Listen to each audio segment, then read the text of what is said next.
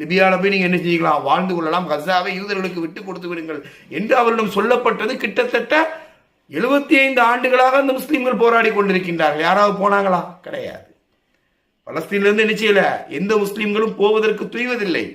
அங்கேதான் நாங்கள் இருப்போம் அப்படின்னு சொல்லி சொல்றாங்க. அங்கேதான் நாங்கள் என்ன செய்வோம், இருந்து மரணிப்போம் என்று சொல்லுகின்றார்கள். ஆனால் என்று யூதர்களை அது பாலஸ்தீன்ல உள்ள பகுதியிலிருந்து ஒவ்வொரு பக்கத்திலையும் மாறி மாறி போனாங்களே தவிர, அங்கிருந்து நாட்டை துறந்து எங்களுக்கு இந்த நாட்டில் அடைக்கலம் கொடுங்கள் என்றால் அவர்களுக்கு அடைக்கலம் கொடுப்பதற்கு சில நாடுகள் முன்வருகின்றன. ஆனால் அவங்க என்ன செய்யல, போகல. ஆனால் கிட்டத்தட்ட 14 நாட்கள் தான் தாக்குதல். 25 ஆண்டு எங்க இருக்கு, 14 நாட்கள் எங்க இருக்குது. 14 நாட்களிலே லட்சக்கணக்கான யூதர்கள் இஸ்ரேலிருந்து வெளியில போறாங்க.